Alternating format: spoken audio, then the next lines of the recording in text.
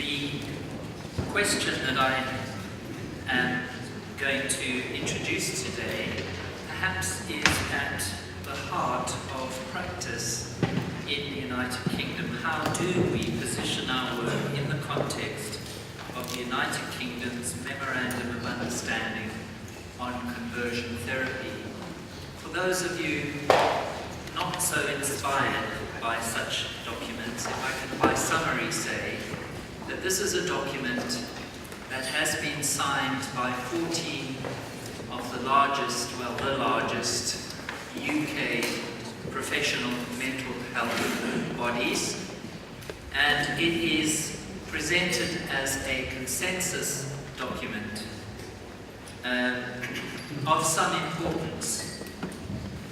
It followed the consensus statement on conversion therapy, which included various mental health bodies and also campaigning groups who would be described as from the gay lobby. So Stonewall, Pink Therapy, which is a therapeutic body, were also a part of that. But you'll have noticed that the consensus is around the notion of conversion therapy.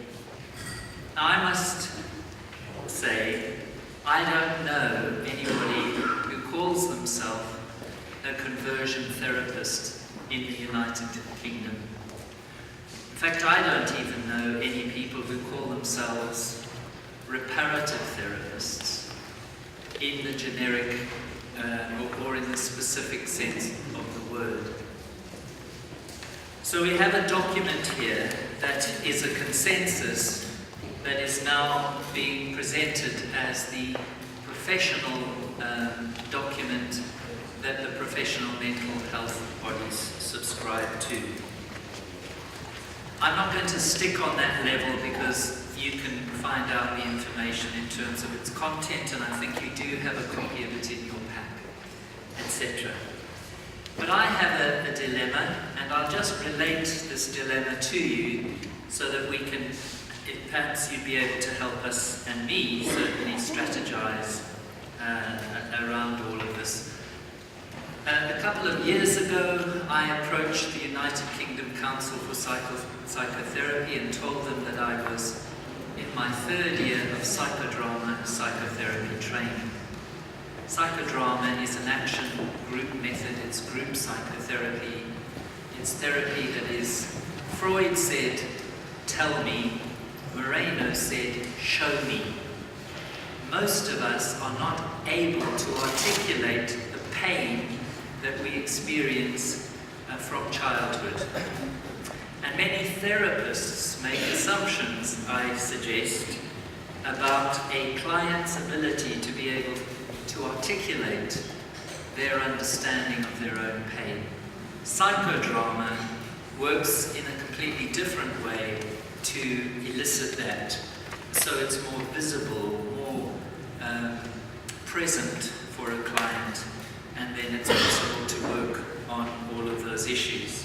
So I approached the United Kingdom Council for Psychotherapy and told them that I had a problem with some of the statements that they were making about therapy in this area. And I asked them for permission to engage with them.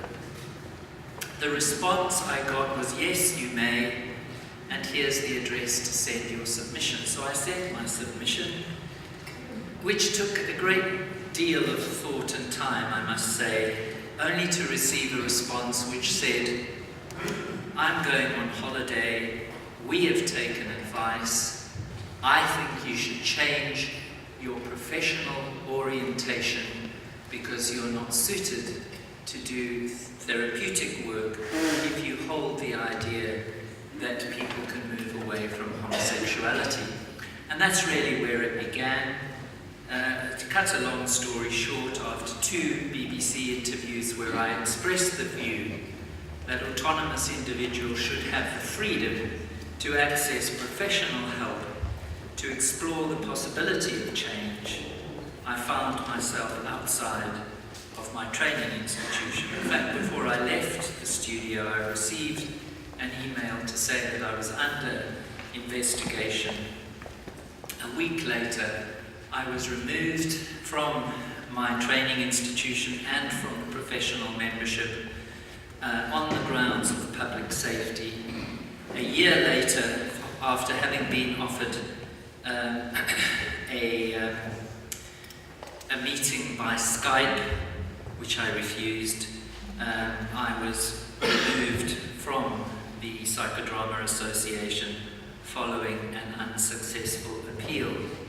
I'm not really telling you that to gain sympathy, because I have learned that there is life beyond the professional body, and I'm going in a different direction here. But it does present a significant problem for numbers of genuine psychotherapists and counsellors in our country. If you don't have professional membership, you will not get professional indemnity insurance. If you are on the outside of a professional body, you will not get the standard collegiality in terms of a supervisor. So it leaves professionals very much on the outside of the family of therapists and counsellors. So that's my situation. And as I say, I will tell you a bit about a new direction that I am going in. I have subsequently attempted to engage the Association of Christian Counsellors, who hold a different point of view to myself, and John will put that in context and explain it more fully in a few minutes. So the question is, folks, how do we present ourselves as connected professionals? People like me, people like Leslie Pilkington are on the outside. And there are many other people teetering on the edge. I won't say looking over their shoulders, but you get my meaning. It's a difficult situation for many, many people. On a positive note, having just returned from Germany, where we had a successful conference led by folks over there. There were therapists from Hungary, from the Czech Republic, from Macedonia, 7 or 8 European nations, all concerned with the same issue. And I think within each of us, there is a realization that something new needs to happen. So for me, in partnership with the Alliance for Therapeutic Choice, why reinvent the wheel? They have great expertise, in my opinion. There's huge expertise among therapists all over the world. For me, I think it's time to consider alternative structures. So if you hear me say on the occasional media opportunities that I have that I think it's time to look at alternative structures, I hope you will understand it's not out of a spirit of defiance. It is out of a necessity to find new ways of expressing ourselves, given that we are no longer welcome in the existing professional organizations.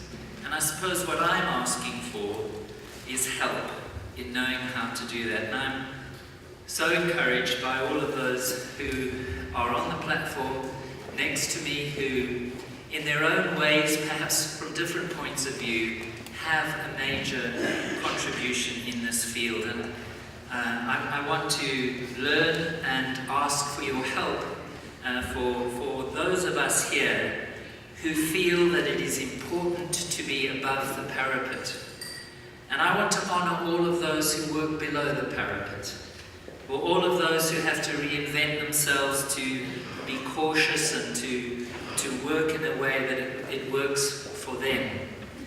The Lord has called us and core issues trust in a different direction. I'm of the view that For me, it's important to hold the flag up. You know, might be a little flag, but if there's no flag at all, it means that there's an erosion of freedom in a certain sense. So I hope, folks, that that gives you a broad perspective on certainly where I am. And forgive me that perhaps that sounds personalized, but hopefully you'll understand where I've come from. I have tried to engage the Professional Standards Authority, which regulates the 6 professional, or I don't know what you call them now, the people like the General Medical Council, which itself regulates the Royal College of Psychiatrists. I've tried to engage them. You're very welcome to see the correspondence. I don't see a consistent internal logic in terms of the way they respond to this question. I keep asking them, yes, I do understand you have an equalities duty and responsibility to those who are LGBTI. My question is, what is your equalities duty to those who come from an ex-gay position? Because of all the faithful work of Christian Concern in the legal cases that we've been battling our way through with respect to example for the bus case, the courts have at least affirmed the fact that discrimination on the grounds of sexual orientation is always illegal, including discrimination against people who see themselves as ex-gay. In other words, the court was saying that sexual orientation or discrimination on the grounds of sexual orientation is always wrong, and it doesn't matter whether that sexual orientation is past or present, perceived or actual. You can't discriminate on those grounds. I feel those of us who do not wish to identify as homosexual, although we have experienced the feelings, are being discriminated against. So there's a great big battle that's going on. So we've gone to the Professional Standards Agency. Others in an independent way have gone to the United Kingdom Council for Psychotherapy. That's an ongoing complaint with the PSA that is currently being investigated. And then through Dermot and Dr. Peter May, the General Medical Council have also received a complaint in the last week or so, and they'll be telling you more about it. So this is just to say that as boring as it is, all of that stuff is going on in the background. So please know, the duck is really swimming under the water with its legs. We're trying to make progress here and push forward and clarify the situation and fight for what we believe is right. So thank you for the time.